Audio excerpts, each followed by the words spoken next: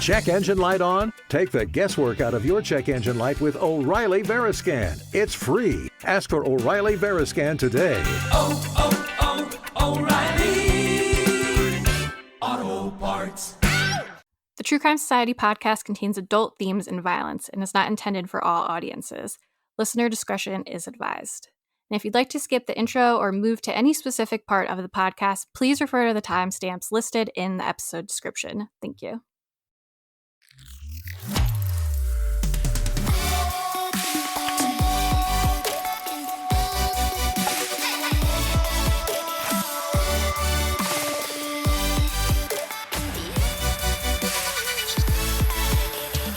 What's up, guys? Welcome back to another episode of the True Crime Society podcast with Stephanie and Olivia. It is March 20th, flying through the year already. We're at the end of March almost. We're almost like the kids are nearly one term through their first, because we go calendar year here, so nearly a quarter through the first this year of school.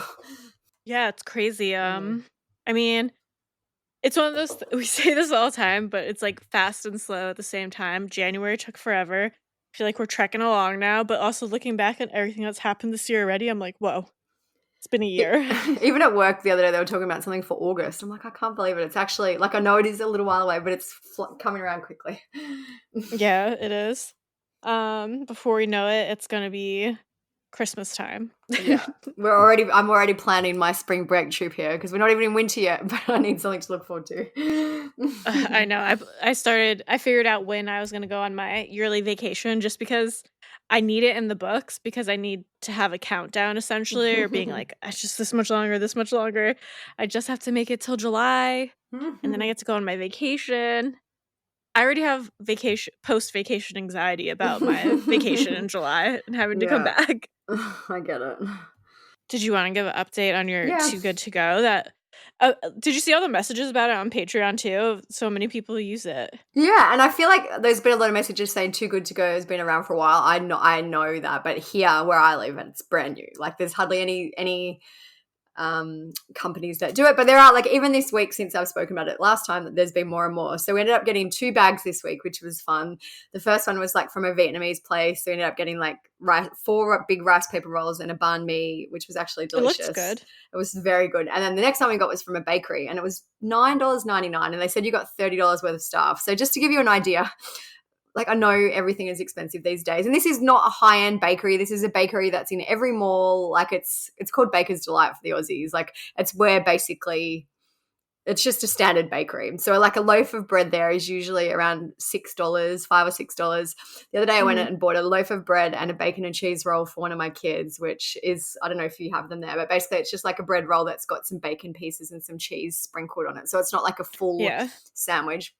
And that was $9.50 for those 2 things. So I paid $9.99. I got a loaf of bread. I got a huge iced, like, I think it was blueberry and custard cake.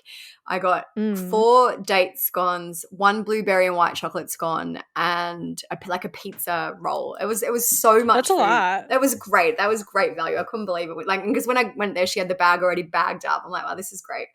So I would definitely get that one again. Like, the Vietnamese one was good too, but this one was awesome value. So absolutely still highly recommend. I've had 2 great experiences in a week. I've been looking every day on the app, but there have been some other ones pop up. There's not times that I can get to pick it up or whatever. So I will keep that's an the eye problem. out. Yeah. There's and like, once you started talking about it more, I knew what it was, and it has been around longer, but I live in an area where it just wasn't as big of a thing, so it just wasn't at the top of my mind. I did look, there's like pizza places that do it kind of around me, but you have to go at like 9:00 at night. I'm like, I'm not going at 9:00 at night.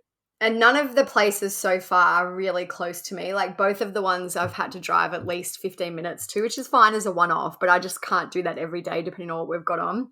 So I am waiting. I'm in a local Facebook food lovers group for our area, and there's been a whole bunch of businesses who are like, yeah, we're going to join. So hopefully more and more will pop up. Yeah, there's one near my job that would be good, and the timing's almost perfect. I have to figure it out, or maybe on a day that I leave a little early or something, like lie for some reason, be like, I need to leave at 3:30, because right down the road, and it's a bagel shop, and I mean, I would love to get a ton of bagels for a low price, but it says to come between 3:30 and 4, and I get out of work at 4. So I'm like, maybe I'll lie and say I have a doctor's appointment, but I'm really Yeah. just going to get some bagels. It's worth it. If any of my coworkers are listening, don't tell. I'll give you some bagels. If any of your co-workers are listening, you didn't hear that. Yeah, no, you didn't hear that. What's going on with me? Nothing. I put new floors in my kitchen finally, so covered up those probably asbestos tiles, just went right over them with that vinyl plank flooring. So it's coming together. Slow progress again because I've been tired after all the work we did after moving in. The photos you sent look great. Yeah, it was great. I didn't do anything. That's the best way to do it. Yeah, my sister's husband did the vinyl floors in some rooms in their house, so then he had all the tools and kind of got used to it. So then he came and him and Mike and my dad did it in our kitchen. So it was nice. I didn't have to do any work. I just watched, hung out with my mom and my sister while they did that. So it was a great time.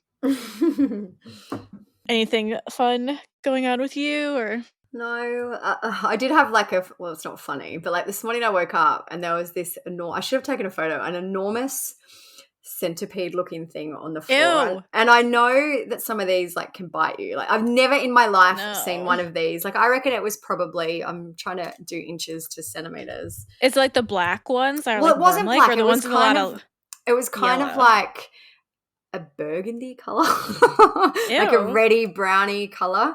I reckon it would have been at least, I'm just Googling, 4 inches long. It was big, 12. I just did 12 centimeters, 4 inches. And I'm like, to my kid, I'm like, what is that? I've never in my life seen it.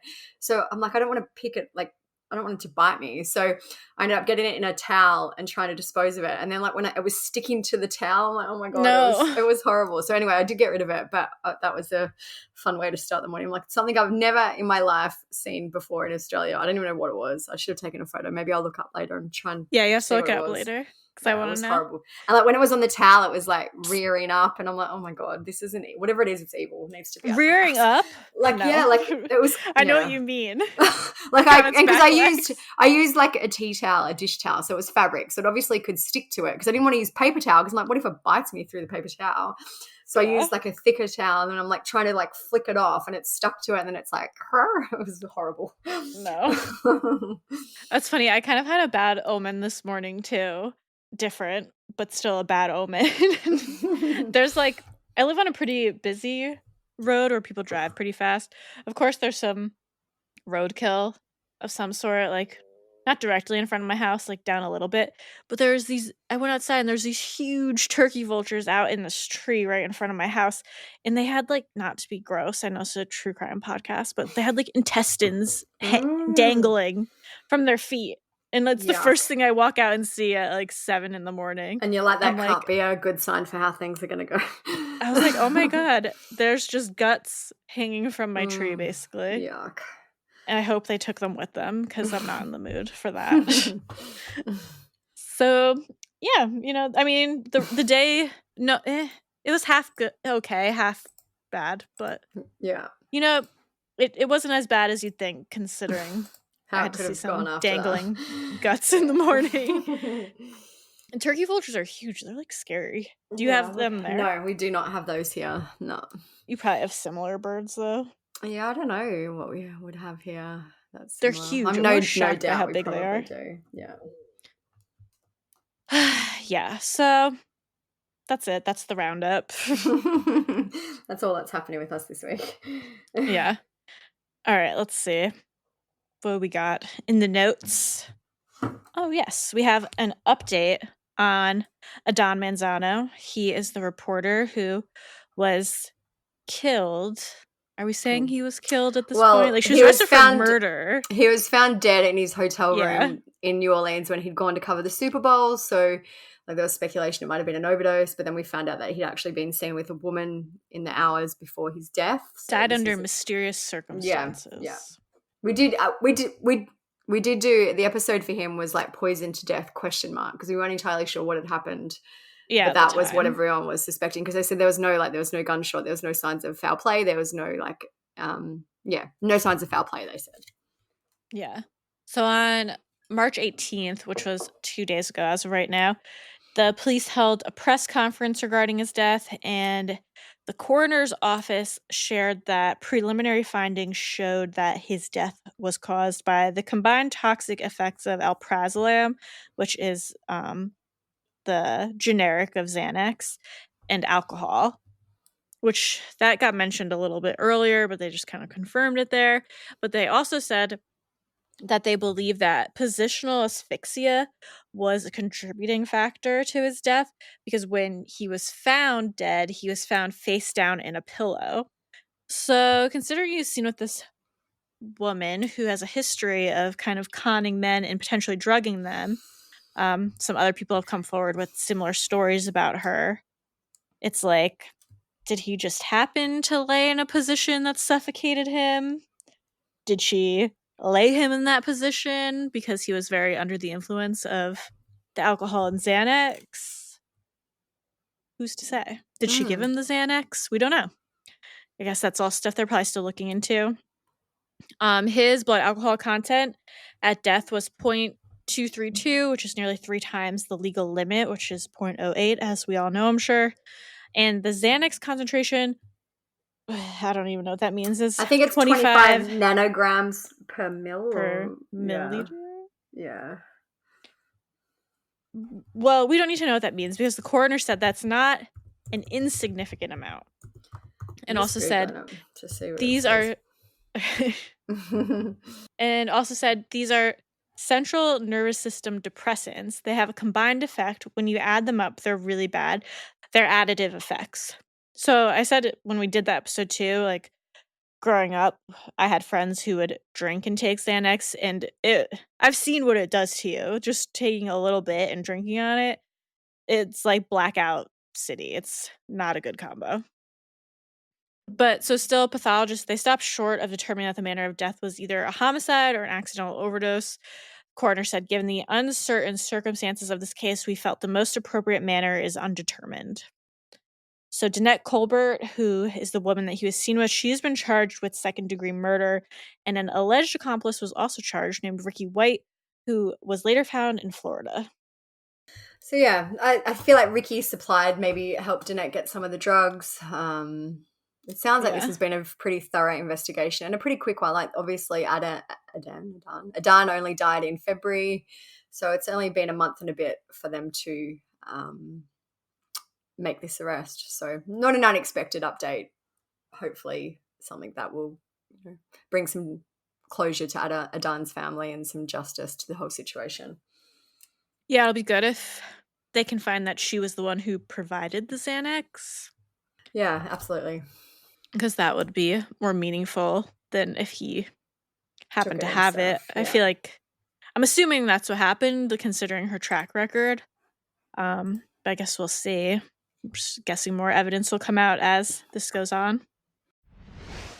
Before we get into the show, this episode of True Crime Society is brought to you by Graza, our new favorite olive oil. It's never blended. It comes from a single type of olive straight out of Jaén in Spain, where over half of the world's olive oil is produced. We love Graza. There's 3 types of the product for any task that you have when cooking. You can get Frizzle, which is their newest product. It's got a higher 490 Fahrenheit smoke point, which is perfect for frying, crisping, or grilling. Sizzle at 410 degrees Fahrenheit is an everyday cooking oil for roasting, marinating, and sauteing. And Drizzle is a bold, punchy finishing oil you can sprinkle on salads, dip bread in, or even top off on ice cream. I love it. Adding a little bit of balsamic vinegar to the oil and dipping the beautiful, fresh, crusty bread. It's so delicious. It's so good. It's a real girl dinner. If there's anybody in your life who is starting to get into cooking, a home cook, even if they love cooking, I think this is a great gift to buy someone. The trio pack that they come in, it's perfect for giving as a gift. You get all of them. They're in a cute little package. And who doesn't love olive oil? Who doesn't need olive oil? Everyone uses olive oil, I'd say. I feel like sometimes with foodie gifts, you might give them a sauce or something and they'll be like, oh yeah. And when they try it, they don't love it. But everyone loves olive oil. Everyone has a use for all 3 of these types of products. I just feel like it would be a gift that would be so well received by anyone who loves food. I also feel like too, people don't recognize that you can actually use olive oil, or like especially the frizzle product, in sweet recipes. Like you can use it for making chocolate chip cookies or anything that calls for a neutral oil. You can absolutely use these products in those recipes too. So you'll get 10% off your first order on Graza's site. And like I said, I suggest grabbing the trio or giving it as a gift. That's all 3 squeezy bottles, the sizzle, frizzle, and drizzle. So you or a loved one or friend is set for every style of cooking. So go to graza.co and use TCS to get 10% off the trio, which includes sizzle, frizzle, and drizzle. And get cooking your next chef quality meal. All right, so today we are going to be talking about, I guess, like kind of a different topic for us in a way. But it's pretty interesting. I hadn't really heard about all this before until you brought it up. But there was something that came out recently. According to the FBI's former assistant director, Frank Figliuzzi, long-haul truckers may be responsible for over 850 murders in the United States. So according to Frank, the FBI received a tip in 2004 regarding a pattern of unsolved murders that happened across the country. Detectives came to believe that 1 or 2 serial killer truckers were picking off victims along Interstate 80. Frank said, "I've seen some gruesome things in 25 years as an FBI agent, really gory crime scenes." What we're going to talk about today is the truck stop killer who rigged a traveling torture chamber in the rear of his truck and is suspected to have killed 50 women. And then just as another example, there's another one called the Interstate Strangler who once answered a phone call from his mother while killing one of his dozen victims. So there's a couple known ones, but suspected that there's lots more unknown ones. Yeah. At one point, the FBI even opened a special unit called the Highway Serial Killings Initiative, which I didn't know existed. In many cases, the victims, who are often at-risk women, are picked up at truck stops in one jurisdiction, sexually assaulted and murdered in another, and then dumped along a highway in a third place. The transient nature of the offenders and multiple jurisdictions involved made these cases incredibly difficult to solve. And also the transient nature of the victims, you would think, because a lot of these women don't really have people to miss them straight away. You know, their last known locations aren't known, so it's kind of harder to realize that they are essentially missing and maybe murdered. Yeah, and I know I've said before, like, there will never be serial killers like there used to be because of all the technology now, all the different ways to track people. But I was just saying on Patreon, the one way I think it could happen is with truck drivers because they're always traveling like this. They're never in the same place. It's not like you stop in an area, people know them.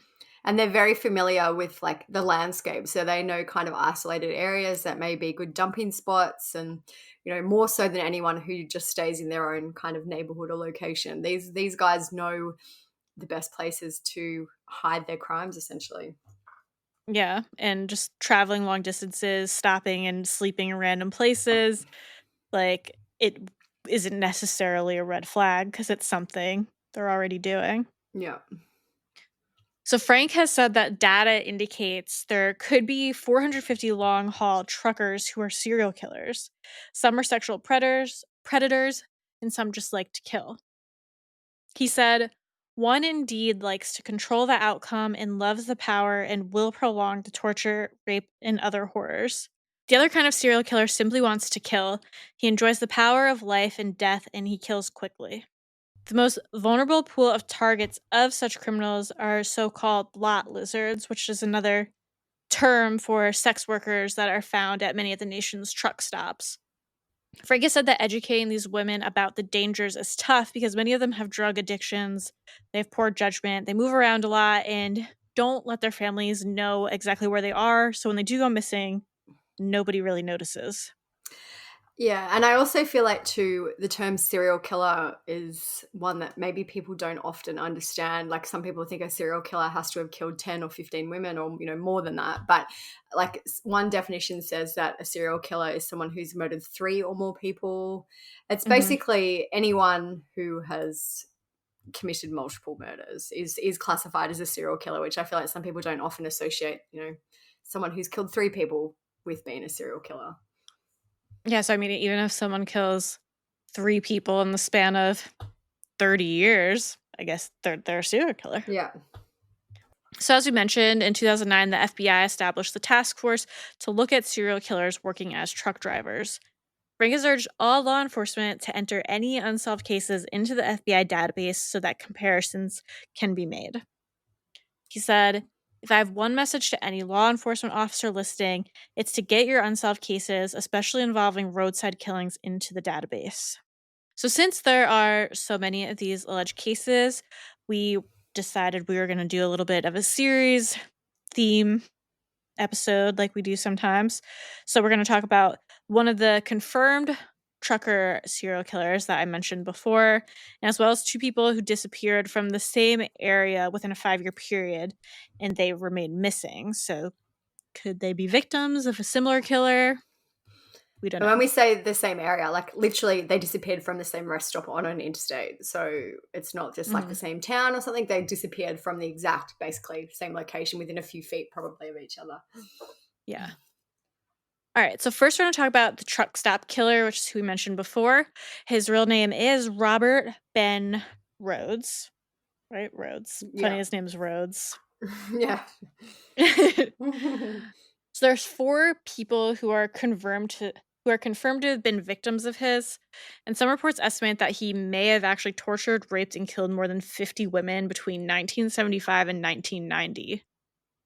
He was born on November 22nd, 1945, and a little bit of background on him. He was primarily raised by his mother as a toddler because his father was a soldier in the U.S. Army and he was stationed in West Germany. When Robert was in elementary school, his father returned home and found work as a firefighter. Robert was active in some extracurricular activities. He was in football, wrestling, choir, and French.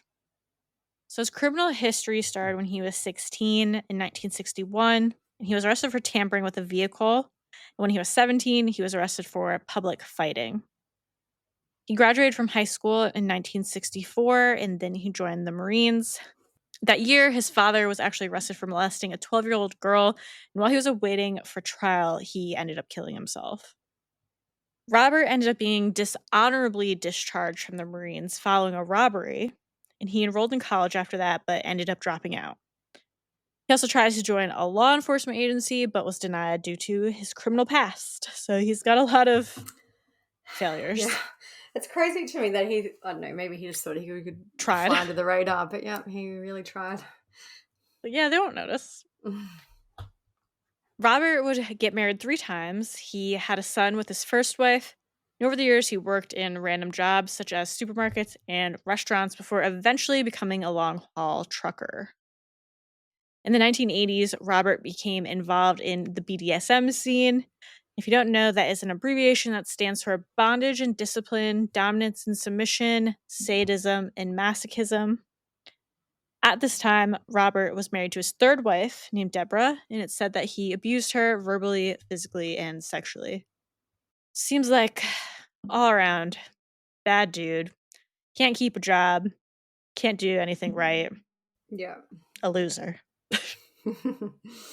So Robert's 4 confirmed murder victims are Patricia Walsh, who's 24, and her husband, Douglas Zykowski, who's 26. And separately, there was Regina Walters, who's 14, and her boyfriend, Ricky Lee Jones, who is 18. Just not a great age gap, side note, but Yeah. not to talk poorly of the victims. But 14 is very young. So we'll discuss these cases first, the confirmed ones, and then we'll get into some other possible crimes that Robert is linked to. So Patricia and Douglas were newlyweds when they left Seattle in November 1989. They planned to hitchhike to Georgia, which is around a 42-hour, almost 3,000-mile journey to preach the Christian gospel. Hitchhiking, as we know nowadays, just doesn't seem like a great idea. No, I feel like hitchhiking, I know it still happens. Like occasionally I still see a hitchhiker on the side of the road, but it used to happen a lot more back at these, in the 90s or And people kept getting murdered or Yeah. whatever. And that's well, why here they they stopped. had the guy who they called the backpacker killer, Ivan Milat. So he would specifically target hitchhikers to murder and kill. Yeah. It's like when I see a hitchhiker today randomly, I'm like, what are you doing? Stop it. So they got as far as Texas when they encountered Robert. It's believed that Robert killed Douglas immediately and dumped his body in Sutton County, Texas, and he kept Patricia alive for over a week. It's said that he tortured and raped her numerous times before murdering her. He then dumped her body in Millard County, Utah. Prosecutors have since said that Robert kept a mobile torture chamber in the cab of his long-haul rig. Stephen Smith, who works at the district attorney's office in Texas, said, "There's this compartment that's hidden completely from view other than between the seats." I'm sure most people know. I'm assuming this is where it is, but in a lot of those bigger types of trucks, behind the seats, there's like a little area that kind of has a bed and stuff that you can sleep in, because a lot of times the truck drivers just kind of pull over and they'll sleep in their trucks. It's like a mini room, essentially. It's so creepy and horrific. Like, this is what you would think a horror movie would be about. It It's really just, is. Oh, it's horrible. Just thinking of even this girl and the next girl, how he kept them alive. And Wait. there's one girl who got out alive, but just holding on to them for like a week, 2 weeks at a time. Ugh. So the dungeon-like compartment was described in Roadside Prey, which is written by a woman named Alva Bush, about Robert and his crimes. The rig was equipped with handcuffs on the ceiling, and this was so that he could chain his female victims so that he could torture them before killing them, which made me think of Rex Heuermann. Yeah. So Douglas's remains were found in January 1990. He was identified in 1992. Patricia's remains were found in October 1990, and she was not identified until 2003 after authorities used dental records. It's like, took you that long to use some dental records, Yeah, you know? I know. Well, I guess she was probably, I wonder if it's, I don't remember, because I went to the medical examiner's office and they showed us like the different databases. But with dental records, is there like an international database? Because if she was in a totally different state. Well, back then there probably wasn't, but there is now NamUs, which is, I believe, DNA and dental records as well. But yeah, back But then in it's like, 1990, say like there I probably went wasn't. missing and they found me a year from now and they need to use my dental records. Like, they wouldn't be in a database. Well, I think the missing person's family or the investigators can Like, make gets sure them. that their details are in there. Yeah. So 1 week after Robert killed Patricia, he allegedly abducted Shayna Holt, who was 18, and kept her in his truck for 2 weeks. Shayna survived the ordeal and told police what happened. Robert was detained in relation to this case, but Shayna decided not to press charges. She said, "I don't see any good in filing charges. It's just going to be my word against his. If there's any evidence, I would file charges and sue him." I'm like, how did she get away? Did she escape? Did he just let her go? Yeah, there's not a whole. I'm guessing too, for her, if she didn't want to press charges, she doesn't want to keep drawing attention to it. So there's not a whole lot of information about the case, her case anyway, online. The next confirmed victims are Regina and Ricky. As you mentioned, Regina was 14 when she died. She ran away from her mother's home in Pasadena, Texas on February 3rd, 1990. Regina was reported missing by her mother after she failed to return home after a babysitting job that night.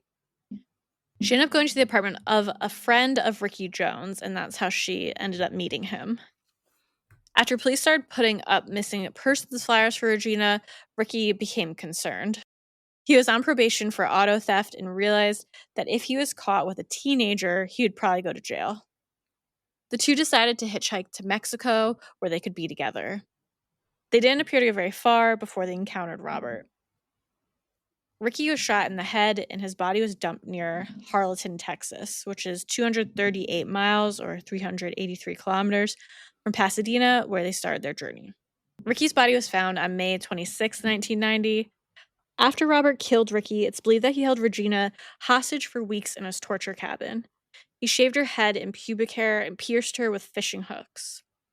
In March 1990, he stopped at a barn near I-70 in Bond County, Illinois. He took multiple photos of Regina at this time, and you probably recognize the photos. I guess I could use it as the image for the episode. Yeah. I actually had seen this photo many, many times, and I didn't realize that. Me too. I knew she had been murdered, but I didn't realize it was Yeah. this case. I didn't know too much. Basically, in the photo, she's wearing like high heels and a black dress. Her hair has been all cut off. And she's kind of like got her hands out as in like, get away from me. Obviously it's staged. Like I'm sure he said pose like this. Yeah. It's she's not running. She's doing, you can tell that she's basically doing what he told her to do.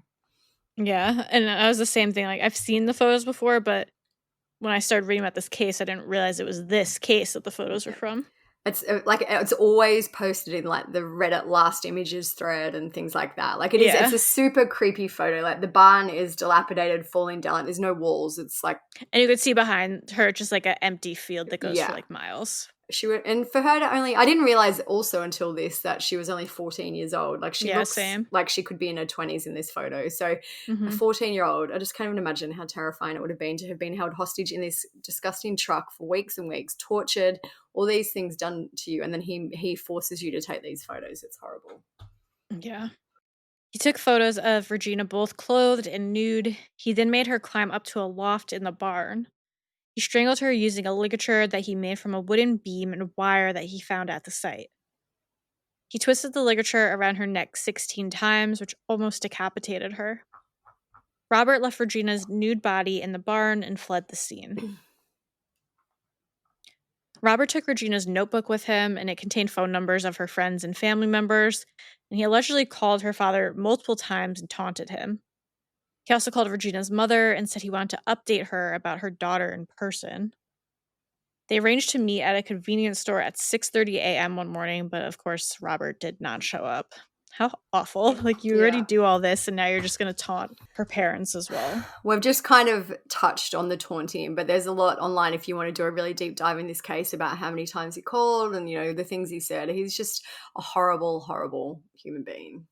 That reminds me of Rex Heuermann, too, because he did that stuff. Yeah, he did. He called, I can't remember which victim it was, but he absolutely did that. A few of them, I think, but one specifically, he called the most, though. Yeah. Her family. Allegedly. Yeah, allegedly. Just before anyone comes at us, allegedly Rex did that. Yeah. On April 1st, 1990, an Arizona Highway Patrol trooper found a truck with its hazard lights on near Casa Grande, Arizona. The truck was parked on the side of Interstate 10. When the trooper looked in the cab of the truck, he found a nude woman handcuffed and screaming. But that was not what he expected. Robert was present and said that he was a truck driver. No, Robert was present and said that he was the truck driver. He gave the trooper a gun, and he gave the trooper a gun that he had, and he was arrested and charged with aggravated assault, sexual assault, and unlawful imprisonment. After this arrest, police made the connection between Robert's victims. When they searched his home, they found the photos of Regina as well as photos of Patricia. In 1994, Robert was convicted of Regina's murder, and he was sentenced to life without parole. He was extradited to Utah in 2005 to be tried for Patricia and Douglas's murders. At the request of both the victims' families, the charges would end up being dropped as they did not want to testify multiple times. He was then extradited to Texas for the murders of Regina and Ricky. In exchange for having the death penalty taken off the table, Robert pleaded guilty and received a second life sentence. Prosecutors believe Robert... Ew, that's him. Yeah, that's him. I didn't see that when I was reading the notes on my phone.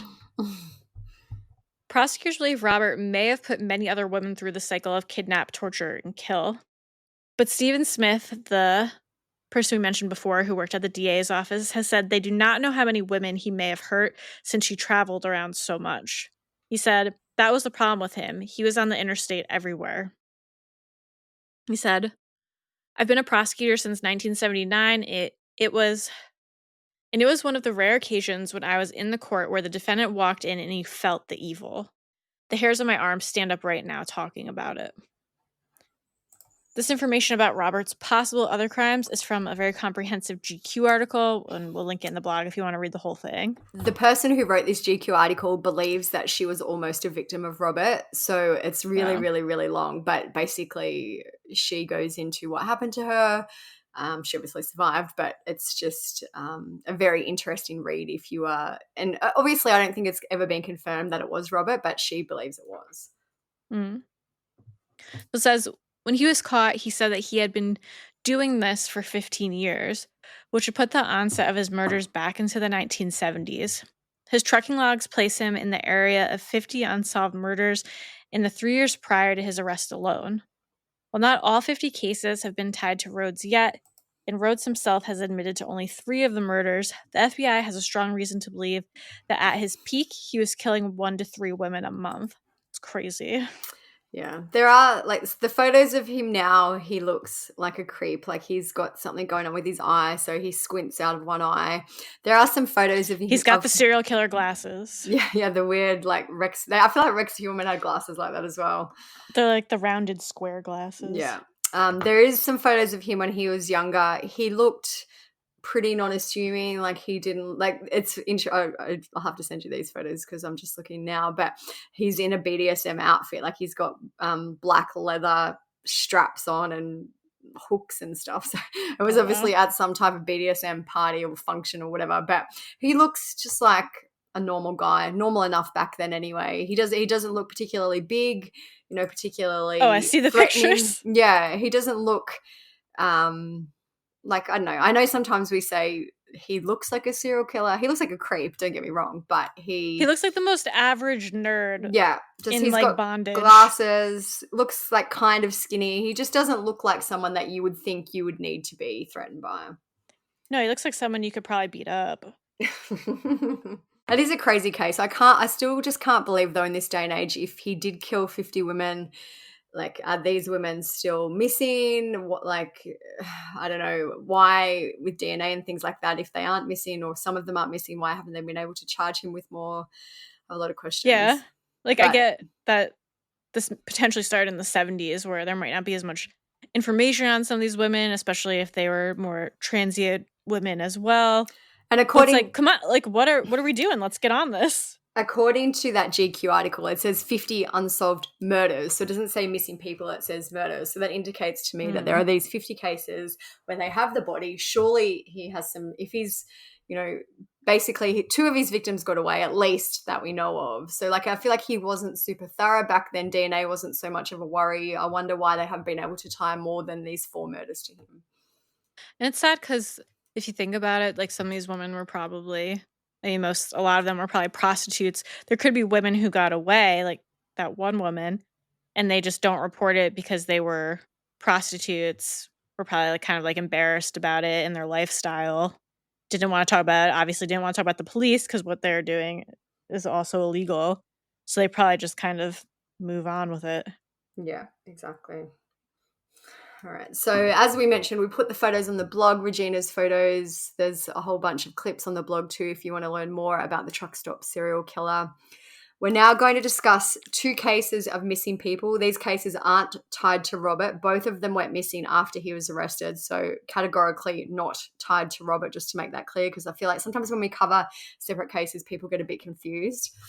But both of these people disappeared years apart from the exact same location, the exact same rest stop, and they both remain missing to this day. So there is a lot of online speculation that maybe something is happening in that area, maybe it is related, and especially with the second missing person, there is kind of a known or a public truck link to his disappearance. So we'll go into that. So the first case that we're going to discuss is about Judith Judy Casida. She was 62 and she went missing from Nevada.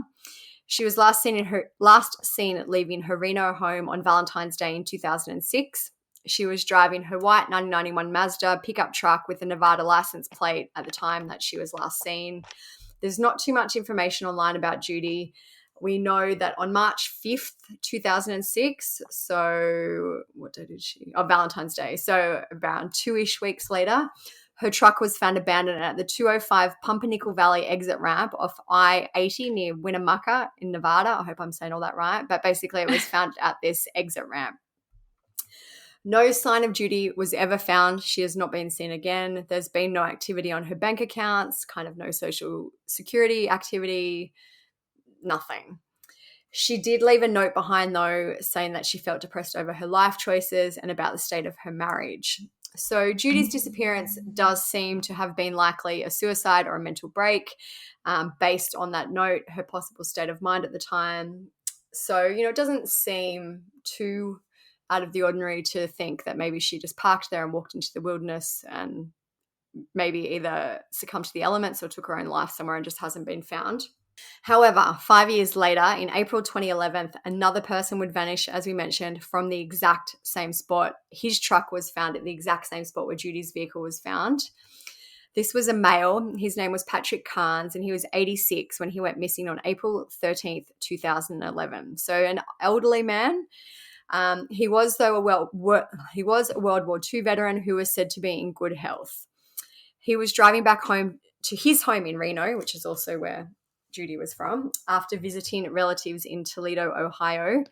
I had a look. This is basically a straight drive across the country. It's a massive drive, over 2,000 miles or 3,500 kilometers. It would have taken him 31 hours without stopping, which even for a man who's in good health, that's a big, big drive for an 86-year-old to be making alone. Yeah. So Pat had been making the trip with his dog, Lucky. Family have said that Patrick rarely went anywhere without the dog. He was driving a green Subaru with a Nevada license plate. There used to be a website for him called Pat Carnes Missing. It's now defunct, but it is on the Wayback Machine. It was such a good website. I understand at some point they just have to move on, which is maybe why they've let it expire. But there's still a ton of information you can get off that website from the Wayback Machine. According to that website, Patrick left Ohio on Tuesday, April 12th, 2011. I did wonder if that was accurate, though, because it would mean that he drove almost 2,000 miles or 26 hours of driving in a day and a half. Seems a lot for anyone, let alone an 86-year-old, but that's what the sheriff's press release said. And one of Patrick's sons also said that in a 2011 article with KTVB. So it seems like he had a big day of driving. At 9 p.m. on April 13th, the Nevada Highway Patrol pulled Patrick over for a traffic violation. The trooper had been on a traffic stop with a tractor-trailer rig, and Patrick had failed to move to the lane farthest away from the trooper, and that's why the trooper left that stop and then basically went after Patrick and pulled him over. When the trooper spoke to Patrick, he said he had been following a tractor-trailer rig. He said, "I'm only following him because he's going to Elko." And he also said, "I'll never drive at night again." So Lucky could be seen on the dash cam footage. The dog was with him, sitting in the back seat, wagging his tail.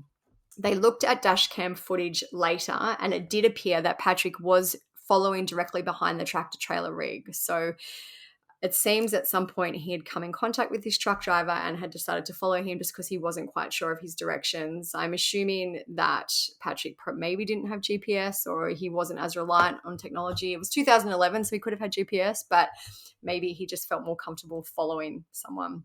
The following morning, Thursday, April 14th, 2011, just before 6 a.m., someone on their way to work observed a car parked in an unusual spot at the Pumpernickel Valley off-ramp, which is where Judy's car was also found. The individual then contacted the Humboldt County Sheriff's Office to report what she had seen. When the deputy arrived, Patrick's Subaru was found to be abandoned. It said it was slightly high-scented and stuck in sagebrush. The car was facing the wrong direction, but was in working condition. Police ran the plate on the car and tried to call Patrick's home phone. Nobody answered. 2 days later, on April 17th, 2011, the car was still in the same spot. The Reno PD were contacted and asked to do a welfare check at Patrick's home. At the same time that the police arrived, two of Patrick's sons had arrived to check on their dad, as they hadn't been able to get in touch with him since he was meant to have returned from his Ohio trip, and I guess by that point they were getting worried. When it was determined that Patrick was not at his home, that was when a missing persons report was filed. His son, Jim, said, "What happened? Where is he? He just vanished." So when his Subaru was searched, all of Patrick's belongings were in the vehicle, including his checkbook. There was reportedly just a single set of footprints leading away from the car, which I have questions about. I wonder if there were dog prints. I've never really seen anything like that. I'm sure he wouldn't have left. Lucky wasn't in the car, so Lucky obviously got out at some point. But it says there was just a single set of human footprints leading away from the car. The area around the car was searched. They spent approximately 600 to 700 man-hours on the search. They used canines, ATVs, jeeps, ground teams, and aerial flights over the area. They also conducted area searches later in the summer of various mine shafts in the area. So this is like, when you look at the area, it's very isolated. Like there's some screenshots that are on the blog. There's nothing around. It's just desert, essentially. Brush, desert. I'm assuming there's mines in the area, so that's why they looked at those. Yeah. But no trace of Patrick or Lucky has ever been found. It's crazy. His son Jim said, "We just think there was foul play involved. We don't have any proof, but it's leading to that because where else would he be?" At the time, the Humboldt County Undersheriff Curtis Cull agreed. He said, "Our number one theory is in fact that something very bad happened to him at the hands of somebody." So around that time, 2011, there was a string of people who went missing while driving. I'm just going to speak about a few of them.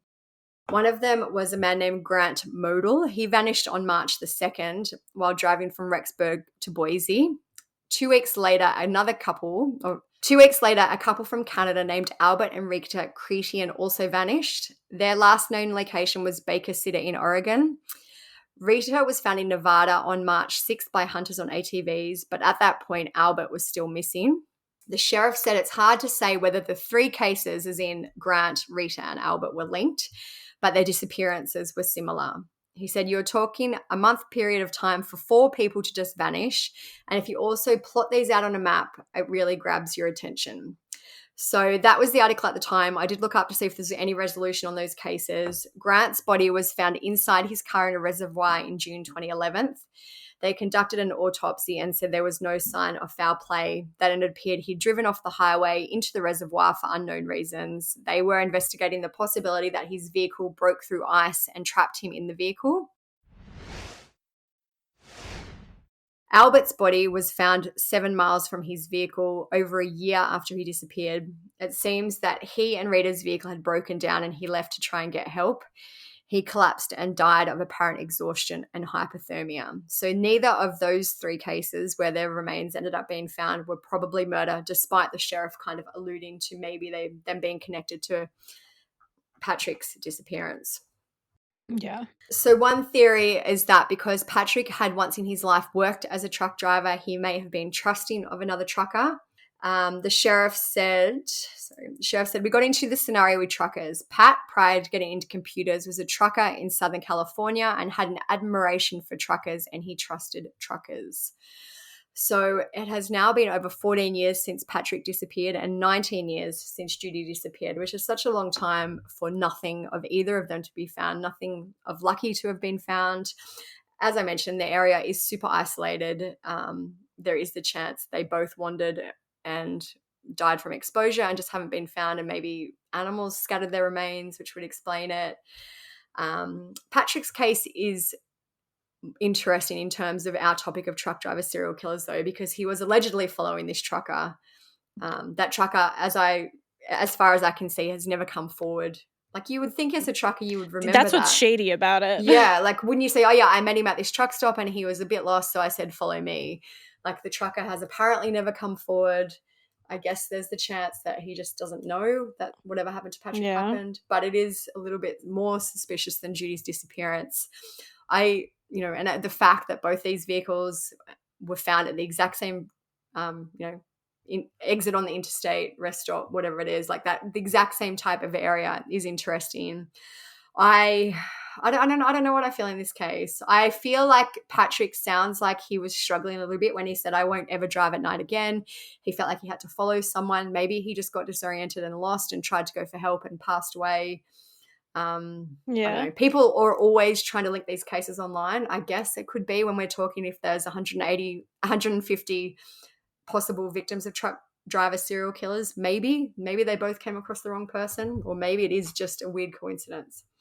Yeah, and Patrick's not like the stereotypical victim. No. That like why most would truck they drivers bother, would go for, it seems. Why would they bother someone with a family? An elderly man, or, and I am stereotyping, but most of these truck driver victims seem to be women who they can sexually abuse and rape and things like that. Well, like, I guess they could do that to Patrick, but would an 86-year-old man really be their target? I don't know. Well, especially because it seems like he had a family, people kind of knew where he was, what he was doing. Wasn't as much as in the transient lifestyle, even though he was going on this long trip. There was people who noticed he went missing. Yeah, and pretty quickly, like within a few days. As we mentioned, a lot of these people just are never, ever reported missing. Their families don't know where they are, just assume they've gone missing of their own, like, or have left of their own accord. Yeah. But yeah, just I am intrigued that no trace of either of them has been found, which you would think surely something would be, but nothing. Yeah, just crazy because the land is so flat and nothing. It almost reminds me of Daniel in a way, kind of like a similar, what's his name? Daniel Robinson? Yeah, Jenna Robertson. Yeah. I wondered who you were talking about. Yeah. It reminds me of Daniel Robinson a little, just similar, like terrain in the desert, car just seemingly vanished, but there's nothing there. So it's like, where did they vanish? You know?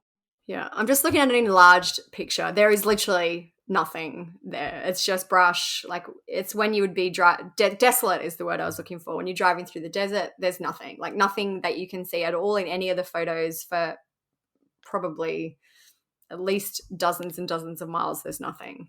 Yeah, just flat, dusty, Yeah. dry. You can see for miles because it's just nothing. Yeah.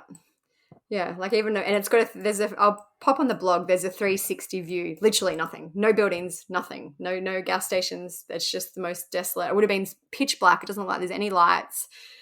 Nothing. Patrick's story, not that they're not all like horrible and sad, but just like him being an old grandpa and his dog, and they wrote his lifelong companion Lucky. Yeah.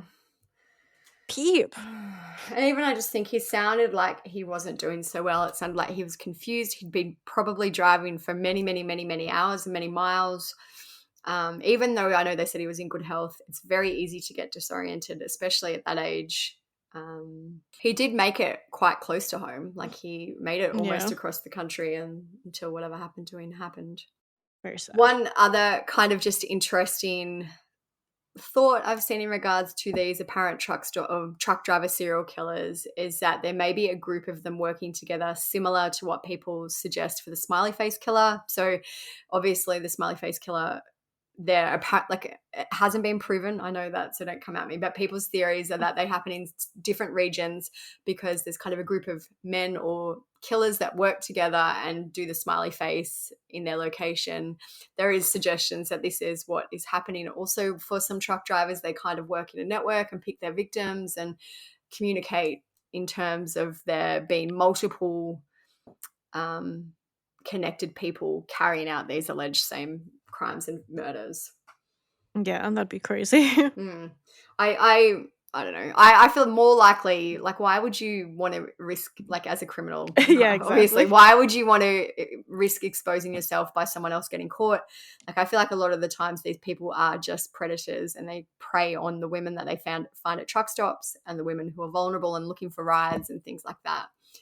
But I do also find it interesting that the FBI are taking this seriously enough to have this task force. The FBI agent has written a book about it. It seems like there is some credence to this theory, but it must just be so hard to prove with the vastness of the country. I'm like, is this task force making any progress? Are we hearing any new ones being solved? Yeah. Well, it did happen in 2000. The task force came around in 2009, and Frank, the FBI agent, has now written a book. So I don't know. I feel like it doesn't seem like a whole lot. Even for this truck stop, as we mentioned, with a truck stop killer, 50 possible victims, and they've charged him with 4 murders. So not a great task force. So that's really it for this episode. This is an interesting one. I like this one. I think it's a fascinating thought. It's like a concept I never really thought of before. Obviously, it seems kind of like the perfect situation for a serial killer or someone who's committing crimes because you're just always on the go. But just seeing the facts surrounding it from the FBI agent, his book, and everything that's come out, it's pretty eye-opening. It's pretty scary too. Just think that this is happening, and it seems like I get that the FBI is trying to do something about it now, but who's helping these victims? Yeah. And I feel like it is something that probably happens in a lot of countries. Like, as I mentioned before, we had the backpacker killer. I don't know. I think he may have been a trucker at one point, but I also know he just picked people up in his car. But when you've got a country that's huge and enormous and someone is looking for a ride a very long way away, there's plenty of opportunities for you to stop somewhere remote and desolate and do whatever you want to that person. Yeah. So hopefully this task force will get to work. We'll see some more solved crimes, some more. That would be great. Progress, yeah. Some progress, yes. My brain is just not working anymore. Peepa's like half smothering me. So that is it for this episode. Everything will be on the blog, truecrimesocietyblog.com. Check it out there. Make sure you're following us on Instagram. at True Crime Society. We post all the latest updates, everything that's going on. Lots of Brian Koberger updates coming out. We've been posting those on Instagram. We'll probably wait for a few more to come out. Maybe do another update episode. We made a joke. But check us out over there. We could essentially be True Brian Society at this time. Yeah. Yeah, Definitely. I don't even know what they're going to have left to bring out at the trial, because they seem to be pulling out all the stops right now. Yeah, it's all like interesting. Yeah. So we'll get into that. We've been posting on Instagram. If you want to follow our personal accounts, mine's _, Olivia's TCS Olivia. Let's see what we're up to. Make sure you check us out on Patreon. We do weekly bonus episodes, and we do all the episodes ad-free. So we just covered some of the latest, like Moscow, Delphi updates on their last. All the usual stuff. Just make sure you're still following, subscribed on whatever platform you listen to, because Apple likes to unsubscribe you. Share the podcast with a friend, family, anyone. If you post your Instagram stories, we love that. It's a big help to us. Make sure you comment on Spotify too. Like, I feel like we get a lot of comments in the first few days after our episode is released. So we really appreciate all the comments, and we can have a little chat on there if you've got some thoughts you want to discuss or anything like that. We love to read them. Yeah, definitely. But that is it for this episode. Thank you guys for listening. Peep says thank you also. She's right here. And stay safe out there. Peace out. See ya.